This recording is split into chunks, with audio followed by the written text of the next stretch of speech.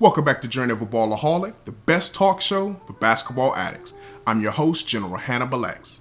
Now, in this journey, we're going to go back, all the way back, and we're going to go through NBA history so that we can find the top 10 best power forwards of all time. Now, keep in mind that when creating this list isn't just based on the most talent or the most skill, and it's not even based on who would win in a one-on-one matchup. This list right here is going to be a ranking based on the top 10 best power forwards based on how dominant they were in their era and how their dominance affected their team's success.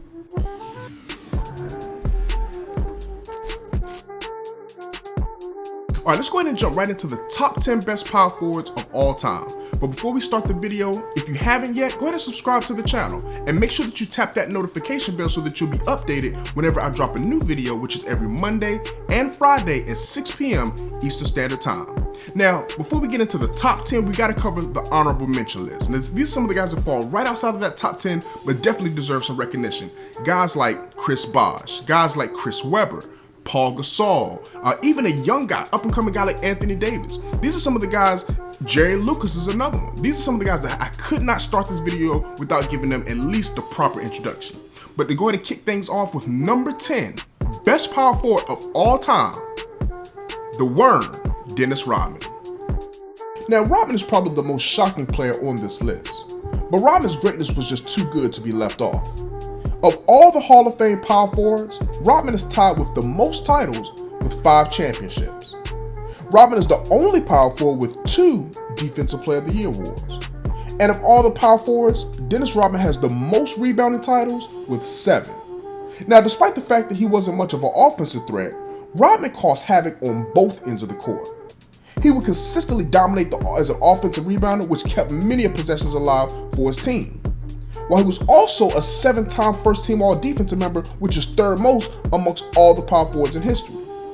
Getting under the skin of the opposition star player was a skill that Rodman had a master's degree in.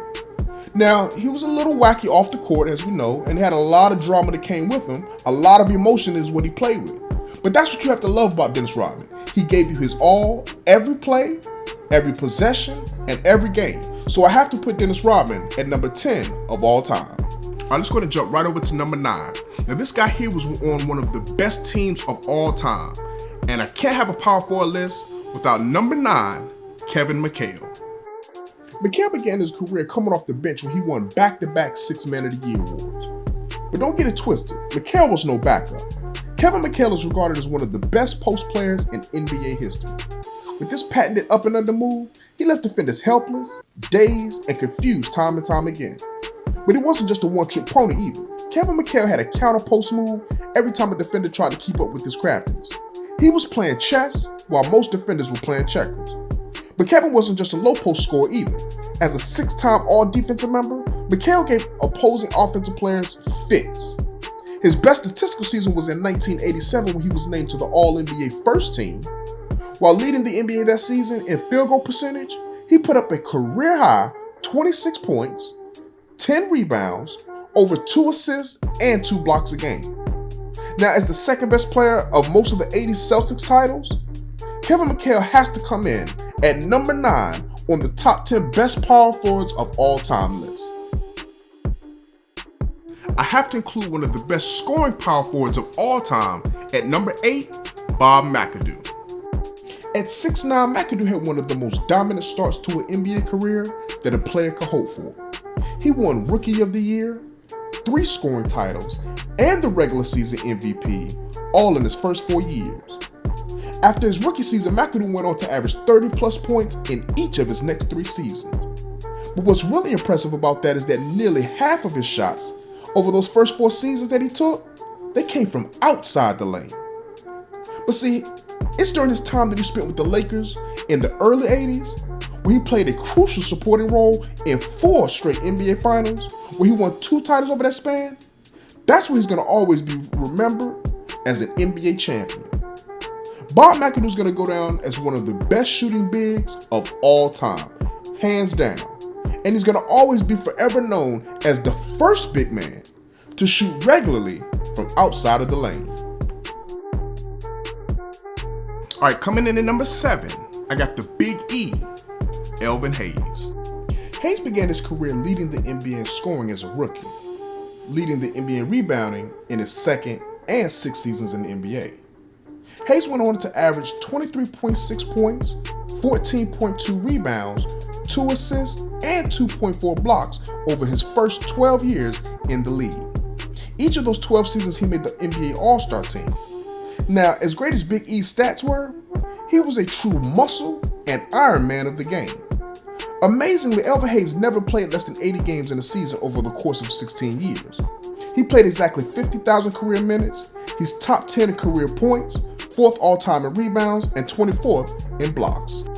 Okay, so number 6 I know is going to be a shocker to everyone, but the 6th best power forward of all time, the round mound of rebound, Charles Barkley.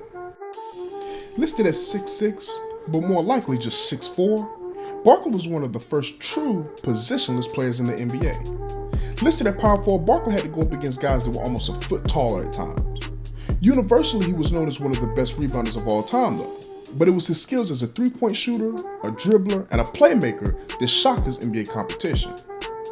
Barkley joins Kareem, Wilt, and Karl Malone as the only 4 players in NBA history with at least 20,000 points, 10,000 rebounds, and 4,000 assists.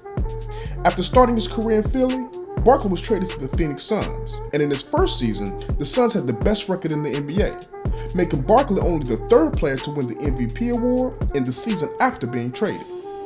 1993, Barkley led the Phoenix Suns to his only NBA Finals appearance after a mesmerizing 44 points and 24 rebound Game 7 to close out the Seattle Supersonics. That set up a match against the Michael Jordan's Bulls, who went on to beat the Suns in just 6 games. Barkley is probably one of the top 3 players of all time that never won a ring, but as an 11-time All-Star, All-Star MVP in '91, and a 5-time All-NBA first-team member, he's definitely one of the best power forwards of all time. So now that we're down to the top 5, these are the best 5 power forwards of all time. And coming in at number 5, the big German, Dirk Nowitzki. Now, when it comes to shooting, Dirk's outside shot is unmatched by any power forward in NBA history. As a 4-time All-NBA first-team member and a 14-time All-Star, Dirk is one of just 4 power forwards in history to be able to accomplish those feats. But what's more impressive is that Dirk is one of just 2 power forwards to ever win both the regular season MVP and the Finals MVP in their entire careers. That 2011 playoff run that Dirk had is ultimately what put him past the likes of Charles Barkley and other great power forwards in my book. Dirk didn't just luck into a title. Dirk was the only superstar on that 2011 Mavs team. That team went on to sweep the back-to-back champion LA Lakers in the second round, moved on to beating the up-and-coming OKC Thunder in 5 games in the Western Conference Finals. Then they went on to beat the super team Miami Heat, which was led by LeBron James, in 6 games. Listen, that was one of the most impressive runs, and Dirk did that while averaging 26 points and 10 rebounds over the course of those playoffs. Listen, if there's anything that you disagree with these rankings, please go down to the comment section below and let me know who you rank as the top 10 power forwards of all time. Moving on to number 4, the mailman, Karl Malone. Karl Malone, without question, is the best scoring power forward of all time. 17 of his illustrious 19 seasons, he averaged 20 plus points per game. Years 3 through 13, he averaged an insane 25 plus points per game, while also averaging 11 rebounds and 3.5 assists over that same time span. Malone was a 2-time regular season MVP and a 2-time All-Star MVP, one of just 2 players to ever accomplish that feat. And still to this day, Malone has the most first-team All-NBA selections of any power forward with 11.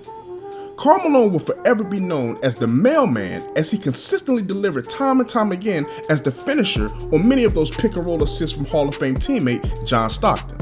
But Karl Malone wasn't just a scorer. He was also a 4-time All-Defensive member, and 3 of those selections was for the first-team All-Defense. Malone finished his career as the 2nd leading scorer in NBA history, and still holds the record for the most free throws attempted and made. But with all those phenomenal stats and phenomenal awards, the one thing that eluded Malone was that Larry O'Brien trophy. Not only did Malone fail to win in Utah, where he spent his first 18 seasons, he was still unable to win a title after joining the Lakers super team in 2004, a team that featured Shaquille O'Neal, Kobe Bryant, and Gary Payton. But not having that championship is what's kept him out of my top 3. Now, I know Karl Malone may have been a shocker to not even be in the top 3 power forwards of all time. But these last 3 guys, their resumes are just too impressive to not have them in the top 3 of all time. Coming in at number 3, going way back, Bob Pettit. The casual NBA fan probably has no clue who Bob Pettit is, so here's a little history lesson on the first great power forward of all time. Bill Russell is known as the greatest winner with 11 titles, and Russell's Celtics made 12 finals, and the only finals loss that he suffered was to the Bob Pettit-led St. Louis Hawks. Bob Pettit averaged 29 points and 17 rebounds during those finals. Pettit was awarded the first regular season MVP back in 1956, and he won his second MVP in 1959.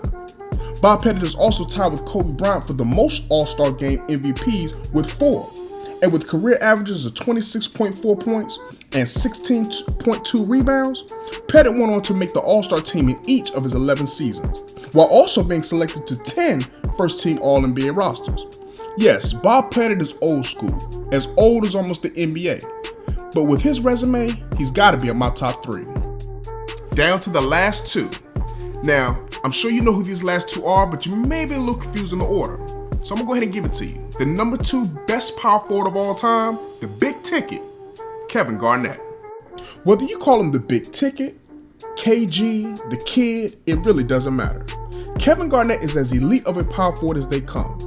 There aren't many, if any, more complete power forwards than KG. Garnett is the only power forward in NBA history to win the regular season MVP and the Defensive Player of the Year award. Garnett also has the most first-team all-defensive selections of any power forward with 9, and KG is tied for the most All-Star appearances of any power forward with 15 selections. But the awards, they don't tell half the impact that the big ticket had on the game. In 2004, the year that Garnett won the MVP, he averaged 24 points, 14 rebounds, 5 assists, 1.5 steals, and over 2 blocks a game. He carried that Minnesota Timberwolves team all the way to the Western Conference Finals. But after falling short in 12 of his seasons in Minnesota, Garnett was traded to Boston, and in his first season he helped the Celtics win 66 games and their first world championship in over 20 years. And he was the heart and soul of that Boston squad. His energy and his passion, it was infectious. Drum roll please, the last and the best power forward of all time, the big fundamental, Tim Duncan. I don't think there was any real question about who the best power forward of all time was, but it is interesting to see how the other power forwards' resumes stack up against his. Garnett and Duncan, they had many intense battles, but it just seemed that Duncan was just always a little bit more dominant, a little bit more polished. Listen, at the end of the day, winning matters. There's just no way around it. And Duncan's 5 titles, it's goldish. But it's those 3 finals MVPs that truly stand out, as Duncan is the only power forward in history to win multiple finals MVPs. And it's his famed bank shot and his elite defense that helped him win 2 regular season MVPs and an All-Star MVP. Duncan approached the game with a workmanlike attitude, and he stayed humble and dedicated to dominating on both ends of the court. To play 19 seasons with one team, that's an amazing feat all to itself. Listen, Duncan, he's the only power forward that can say he was the best player on a dynasty team. So my top 10 power forwards list, just to recap, is Tim Duncan, Kevin Garnett, Bob Pettit, Karl Malone, Dirk Nowitzki, Charles Barkley, Elfrid Hayes, Bob McAdoo, Kevin McHale, and Dennis Rodman. Now, on the right side of the screen, you see Jamel Jacobs' top 10 power forward, who I appreciate him coming out to being able to comment on a lot of the videos that we have, so I want to get some fan interaction. So this segment right here, we want to figure out whose list do you think is better as far as more accurate of a top 10 power forward list that you agree with. Is it General Hannibal X, my list, or is it Jamel Jacobs' list? Comment below. So let me know what you think. Do you either agree and or disagree? Maybe some guys you want to kind of change the order. Let me know in the comment section below who you rank as the top 10 best power forwards of all time. As always, I want to thank you for taking a look at this video. Please, if you haven't already, make sure you subscribe to the channel. Hit that like button and tap that notification bell so that you can stay updated with the journey of a Ballaholic.